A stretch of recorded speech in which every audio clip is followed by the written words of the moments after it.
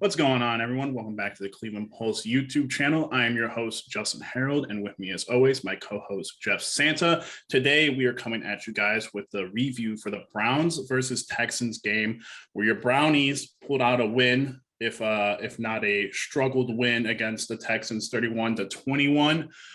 We are recording this Monday, and so we do have some news and updates before we get into the game itself. But before that, Jeff, how are you doing? I'm doing good. Ugly win, still a win, which is good. Yep, absolutely. So with that being said, we're going to get right into it. So first, Kevin Stefanski has had his press conference this morning so far. On the injury side, we all know about the Jarvis Landry injury that he suffered, and we'll probably talk about that a little bit more. But he does have a sprained MCL. It's not known as of right now if he'll go on the IR, which would mean he misses 3 games at least. They are saying he's week to week, which is interesting. Outside of that, Sione Takitaki hurt his hamstring, and Chris Hubbard still has triceps injuries. They are all listed to be week to week as of right now. Kevin also said that Odell Beckham Jr.'s situation is not dependent on availability of anybody else. So we still don't know if he's going to come back this week or not, which, obviously with Jarvis probably being out for this game is a big question mark. Jedrick Wills ankle is no worse for wear. Kevin Stefanski said quarterback Baker Mayfield non-throwing shoulder is doing fine. He's sore, but he's doing fine. And that's about it as of updates that I can see as of right now. So, Jeff, all that being taken in, what thoughts do you have? I think you hit the nail right on the head. Probably don't see Jarvis this week. I'd hold him out of the Minnesota game, especially with the way that the play calling has been so far, specifically this game, which we're going to get into. I'm going to complain about, of course, because what else is new with me? But really, I don't think we're going to need Jarvis. I think we can conservatively play call our way to victory the next 2 weeks against teams that aren't as good as us in Chicago at home, and then Minnesota on the road. Have him back, hopefully have OBJ back, and be a full wide receiver capacity for the Chargers and Justin Herbert. Yeah, absolutely. I think I like that plan as well. All right, let's get into this game. So, like we said, 31-21 victory. My just off the top, big point of talking, I think, is just the Browns flip-flopped exactly what they did from week 1, where they started off very hot and then, slowed down in the second half of that Chiefs game. And instead, this game, they started off very slow, had the same mistakes they had in that second half of the Chiefs game. And then in the second half, obviously, came out and pulled out a victory. So that's probably my biggest point, is just they flip-flopped from the last game. So as of right now, we have been inconsistent offensively and just how we've been able to flow the game. Totally. I think that's been the story of the first 2 weeks, and that's the story of the NFL. I think we played for the majority of the Chiefs game. I think we played better. Mm-hmm.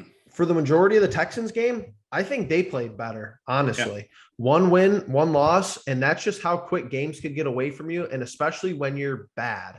We've seen it for a while. When you're a bad team, a game could get away from you so fast. So the Texans, Tyrod Taylor going out, that helped us a lot. That hurt them a significant amount. Tyrod Taylor was playing exceptional football in the first half. I think he was the best player on the field in the first half. And it really wasn't even that close. And then I think we just, we kind of overwhelmed them with our run game in the second half. And we kind of just use our playbook to pick them apart for a victory. Yeah, and kind of sticking with the offensive talk for the Texans, Tyrod was great. I honestly don't know, Jeff, maybe you have more info on it, but, watching from the stands, I had no idea that he got hurt. Was there a specific play that it looked like he hurt his hamstring? I know they're saying it was a hamstring injury, but, all the way to the end of that half, he was playing phenomenally. And I just didn't know that when Davis Mills came in the second half, I was very shocked and did not know what was going on. Well, the rushing touchdown, he went into that delayed kneel, he crossed the goal line and then he knelt down, which I just thought I didn't know what he was doing there. That was like a celebration. I thought that was a celebration. I think he might have tweaked it there. The last play of the first half, where we flushed him out of the Mhm. pocket and he threw it away to the sideline. He came up hobbling on that play. I think it was honestly the last play of the second half because like the broadcaster, nothing didn't say anything about it during halftime. And then they were like, here's Davis Mills. Like the announcers didn't even know what was going on.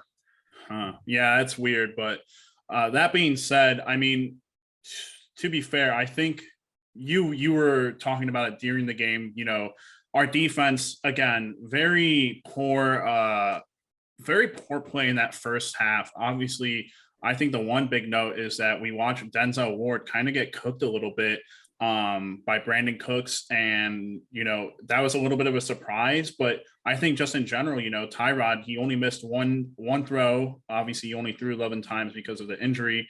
But then Davis Mills came out in that second half, and I don't know if it was the first or the second drive, but I mean, he put on one of those drives that, you know, he went all the way down the field and ended up scoring. So again, our defense is just, you know, growing pains right now. I think that we've seen some good things, but we've also just seen the utmost inconsistent defense being called by Joe Woods. Honestly, don't know what's going on. I expected growing pains, but when you look at the tape and when you watch the games, there shouldn't be like there's only so much chemistry that like the D line can have. Like the D line doesn't have like chem is not going to have chemistry issues with like the safeties. The Mhm. D line and the linebackers is a little bit different, and I think the linebackers and the safeties, and maybe even the linebackers and the corners, that's where you see it. You know, missed assignments. Our D line is brutal. Our D line is not very good. I don't know if it's a scheme thing. I don't know what it is. No sacks yesterday against Tyrod Taylor and Davis Mills against the Texans. The Texans offensive line, that's the biggest red flag from yesterday's game. I think our interior defensive line has been so bad so far that it's just like focus Myles Garrett and focus Clowney, and you're basically good. Malik McDowell, didn't hear from him yesterday. Malik McJackson, I didn't hear anybody in our defensive line, their names called. It was all of our secondary coming up and it was our linebackers actually making good plays on running attempts, and our Yep. safeties, Grant Delpit making a bunch of big plays, couple of sacks, the forced fumble. The defensive line, nowhere to be found yesterday. Very disappointing. Yeah, and you know, to harp on that point, I think, and you'll obviously get into this, is just I think Joe Woods is expecting far too much from Jadeveon Clowney and Tack McKinley in terms of what they do pass rushing wise, because I watched Miles a great majority of those snaps, and he's just getting doubled every Mm-hmm. time. And they're, you know, if he's not getting doubled immediately, he's getting chipped by a fullback or a running back out of the backfield, and he has to deal with that. Obviously, it's a struggle, but with Tyrod, I know there were, and it's one of those frustrating things with when you get Kyler Murray, Lamar Jackson, and all those kind of quarterbacks is just, you know, they slip out of the pocket and they go and they rush for, you know, 5 to 10 yards because our DNs just don't keep contained because of it's only 4-man pressure. I think the one time we blitzed with Grant Delpit, where he got that huge hit, is something that we just need to do more of. I mean, I don't understand, Mm-hmm.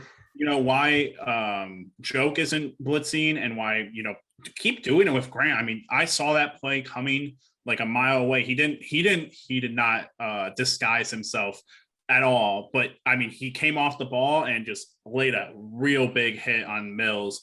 But I think there needs to be more blitzes. I would like to know the number of blitzes we've called so far this season, because I feel like we're probably dead last in terms Mm-hmm. of defensive play calling in that terms. But yeah, overall, I think it was just a poor game defensively. A lot of that poor play came from, I think, the DBs for the most part. Like I said, Denzel was getting beat. I think Greg Newsome should have had 2 interceptions, but the one play he just absolutely pass interfered the hell out of that one guy. And then the second play that he should have had an interception on, you know, the offensive player was playing defense against him. So And Greedy, uh, no snaps, literally 0 snaps for Greedy. yeah, 0 snaps on defense at least. I guess he played some special teams, but yeah, it was not great, obviously, defensively against a team we probably should have played a little bit better against. But they only held them to a touchdown. Again, Tyrod went out, but it is what it is. So Honestly, our schedule's not good for the way Joe Woods is calling the defense right now. And I was on Instagram before we started this, and Matt Nagy, per a Bears reporter, said that if Andy Dalton is healthy, he's going to be the starter. But if he's not healthy, Justin Fields is probably going to give you nightmares this week. We hope that Andy Dalton's the starter, because Andy Dalton is not going to be moving outside of the pocket. But we play so many quarterbacks that are even minorly mobile that are going to be nightmares for us, just because when we get pressure on them, like you said, we can't set the edge and then they just get flushed out, or they just run anyway. I mean, you're facing Lamar twice. Justin Herbert's pretty mobile back there. You got Kyler Murray. Aaron Rodgers at his age is still able to, extend plays with his legs. We're playing teams that have quarterbacks like this. You see the NFL transitioning toward this style of quarterback. Even the pass first guys can take one or two steps and make a move, and they're all athletes back there. Andy Dalton, I'm going to be honest with you, if I'm jumping ahead a little bit, if he starts this week, I think we destroy them, because a quarterback that stands back there is just going to drop back and stand there. That's what our defense is good against, and we haven't seen it yet this year. Yeah, I personally just don't like putting our linebackers as off into coverage as often as we do, because Malcolm Smith. I get it. He had an interception yesterday. I don't know how they graded so well. Him and Mac Wilson graded like close to the 80s. Well, Mac Wilson had a good game. Decent. Decent. Yeah. Obviously, Malcolm had the interception, so that boosts his grade immensely. But just in general, like I hate putting our linebackers into coverage, because that's when you see the tight ends do so well. Like you saw Travis Kelce and all that. And it's just like, it's too easy to open the middle of the field just wide open. But moving on from that point, unless you got anything else, Jeff, we'll talk about the offense. Yep. Honestly, like I said at the beginning of the episode, like it was just flip-flopped from last week. We started off so slow and poorly on offense. Baker took a sack on that first drive, and then Donovan Peoples-Jones, we talked about him last week where he hardly had any receptions or targets in general. And one on a first down pickup, he fumbles the ball. I mean, that's just momentum killer. I think we were driving. And then was it the next drive or the drive after that? We have miscommunication on two plays by Njoku and Chubb. And then on Baker's interception throw, Schwartz slows up on the route. And that's two turnovers, just like the Kansas City game. So we end up with two turnovers in the first half, and then we go into the second half. Baker doesn't miss a throw after getting hurt, and Nick Chubb, rips off a couple long ones in a touchdown. Just in general, I mean, it was a great game, and Jeff's probably ecstatic about this. For the second week in a row, a rookie leads us in yards, in receptions, Demetric Felton, and he has a touchdown. I just don't know what to say other than we flip-flopped from last week. I just don't think Kevin Stefanski took our advice. I think that's as conservative as it gets, play calling wise, especially, I'm not gonna start with the gotchas, but I literally I've gone through the film. I watched every completion, and I watched every drive for the most part. There was like 90 seconds of CBS was cut out, and it was bugging out, and I missed like 2 or 3 plays, but I didn't miss a completion. It was very weird. It was like the Steelers game, like I felt like I was getting trolled. The Steelers game was on, and I was like, we had so many injuries. There's so many injuries. No, but we were on the field, no injury, and then like it went like to like the bars and tones, and it said like Texas, New York, and then the Steelers game was on, and we were driving, and I was like, we're getting trolled. Here's the thing, though. Really? I just want to get out in front of this being an issue, though, because we can win games like this. And I'm not saying that I'm ever going to be upset winning a game, but there's always going to be something to improve on. And Kevin Stefanski, he says that in the post game: identify, correct, move forward. But we gotta start using what we got, man. I know that our wide receivers are thin, but we've seen in the past that Baker Mayfield has been good with nobody, random wide receivers. I know these guys are young. I know that, but Higgins isn't that young. But DPJ, we know that DPJ and Felton and Schwartz are young, but we know that they're playmakers. This game was scary to me in the first 6 minutes, because without that, their fumble on the punt, It's a totally different story. But you literally see this drive, the first drive, two completions behind the line of scrimmage, where we ran, and then it was behind the line of scrimmage. Jarvis's injury, he caught it behind the line of scrimmage. Then we threw a Chubb screen and we punted. And then we get the ball back. They're on their heels, and we have that long pass to Harrison Bryant down the sideline, 30 yards, 30-plus yard pass. Everything was open in the middle of the field. All of Baker's best passes and longest air yards were in the middle of the field. And I felt like we had like one or two a quarter. That was it. Higgins caught a couple, and we were utilizing the tight ends. I don't know why I felt like I saw this last year, especially in the Steelers game, because it did kind of work. Why are we running all these little bubble screens and these rollout screens and, to the line of scrimmage or behind the line of scrimmage when we know that Baker has one of the best arms in the league? Jeff, I think you and my dad have I should just let my dad replace me sometimes on this podcast. Yes, and just let him talk with you, because he hates the behind the line of scrimmage passes, the bubble screens and everything. All right. Not to interrupt you. Absolutely. But so I've had a lot of conversation, especially I am not a Baker Mayfield, stan fan, whatever. I'm not going to say that he's a top 5 quarterback in the league. I think most rational people so far don't believe that. Hopefully not his career. This year, I guess it's arguable, but here's the thing. It's all about this completion percentage. I keep seeing this completion percentage. Then you actually look at the film. He's been efficient. Yes, you cannot deny he's been efficient. He's been extremely efficient. But Kevin Stefanski, coming from Minnesota, the biggest complaint with Kevin Stefanski before we hired him is that his play calling is conservative, and he makes quarterbacks look a lot better than they are. Kirk Cousins, was he the offensive coordinator when Case Keenum was over there? No, he was not. Okay, but Kirk Cousins, he sets up his quarterback to win. Is that what you want? It sounds good in theory. 73% of Baker's completions yesterday, less than 5 air yards down the field when receptions. 5 out of 19 caught behind the line of scrimmage. 3 out of 19 caught at the line of scrimmage. 6 out of 19, 1 to 5 air yards. A lot of tight ends. Catches of 6 to 10 air yards, 1 of 19. Catches of 14-plus air yards, 4 of 19. And 2 of those was the overthrow to Njoku and an interception. So he was really 4 of 6 on passes that were 14 air yards, and 73% of his completions, he didn't throw the ball further than 5 yards down the field. So of course he's going to be efficient. He only throws 21 times. We lean on the running backs, but for right now, it's a complaint on Kevin Stefanski's play calling when I think the middle of the field is open. And it's so thematic with these drives. The first drive, 2 passes behind the line of scrimmage. Then later, his 7th and 8th and 9th completions are middle of the field, DPJ fumble. The next time he was out, middle of the field, Higgins, middle of the field, Hooper. So we called 2 plays back to back, and then you have the overthrow to Njoku and then the interception to Schwartz. Those plays were very similar. And then you just have back-to-back plays that are same as 15th and 16th completion, both caught behind the line of scrimmage. Then he goes 5 air yards on a 17th completion, caught at the line of scrimmage for 18. I just don't know why why aren't you trying to open it up against the Houston Texans?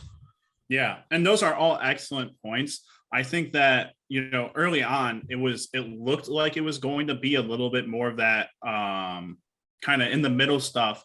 Obviously, DPJ fumbles and Njoku. I think the Njoku play, if I, was looking at it right, was going to be exactly like the Harrison Bryant play where Baker's throwing the ball over the top of the linebacker and right in front of the safety corner for a pickup.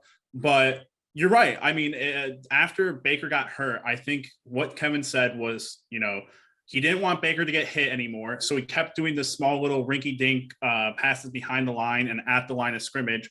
But we've also known that that's basically what Kevin Stefanski likes. That's his, bread and butter play calling, the PA boots where the tight end flexes out right along the line of scrimmage to make it look like he's blocking. But I agree with you. I think that yesterday was probably the most conservative that we've seen, probably the most conservative.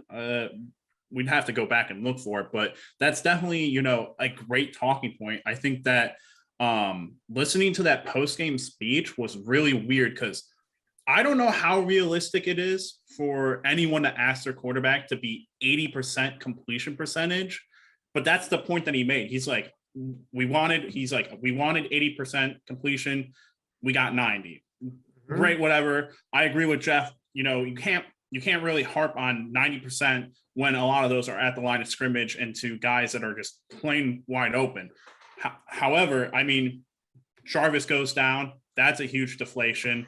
You don't have OBJ, and for a lot of the throws that I think Baker could have had incompletions on, he ended up running the ball, which, listen, a point that my dad, which I like.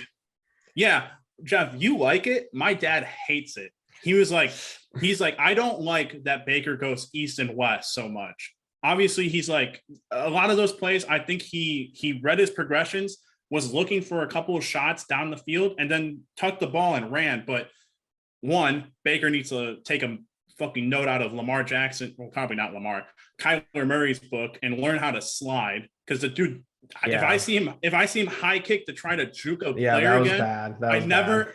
I never want to see that again. But two, he comes, that my dad made the point that on one of those runs that he went for a yard, but he spent a bunch of time just going left and right. He got whacked in the arm and he came up holding it. Like, dude. Yeah, he fumbled out of bounds. Right. And so, like, we don't need the 1 yard unless it's for a first down. But we love it. We all love it. You, me, my dad, everyone loves it when he rushes forward for a touchdown or a first down. I think he's greatly improved on that. And I like that he's not just throwing the ball away and not just, throwing it into triple coverage and double coverage. Like we've seen a couple of quarterbacks in the AFC North do very often this past 2 weeks. So I think his game has improved. I would like to, like you said, see a more aggressive play calling in the pass game, but it is what it is. And so we come out with a win, 1-1. And there's a lot to talk about in terms of the AFC North and that being the case of records, but we'll get into that in another video. Jeff, you got anything else before we call this one quits? I think Baker running has its positive and its negatives because they showed this too. They showed this on the broadcast. Since 2020, his average time to throw is 3.05 seconds. That's the highest in the NFL. So I think when he was younger, he would roll out and he would try to force a throw instead of running. That's why I like it. I don't like it because I think he holds onto the ball too long sometimes. You saw him take a couple of sacks. And to the Stefanski thing, if you're calling the game because Baker might be injured in week 2, if you're calling the game around that, then I just have as big a problem with that. Case Keenum could come in and dump the ball off. It's week 2. If you don't want Baker to get hit and hurt even more, we got 15 weeks left. Why don't you just take him out? I'm not buying that excuse. I think that's but I mean, the play calling did represent that. Before the interception, Baker had 3 plays that were more than 5 air yards down the field. After the interception, he had 1. So he went 9 for 9 or 10 for 10 or whatever after the interception. And 1 play was an attempt that was, past 15 yards down the field. So if you're going to call the game like that, then if you think he's going to get injured, let's not risk him getting injured week 2 and we have the whole season left to go. Absolutely. I agree with that wholeheartedly. So with that all being said, we're going to wrap this one up. Thank you all for watching. We'll catch you guys in the next one. Make sure you guys subscribe, hit the bell for notifications. Let us know what you guys thought of the game in the comments. Let us know, obviously offensively, we picked it up later. Defensively, still need some work. So with that being said, we'll catch you guys in the next video. Peace.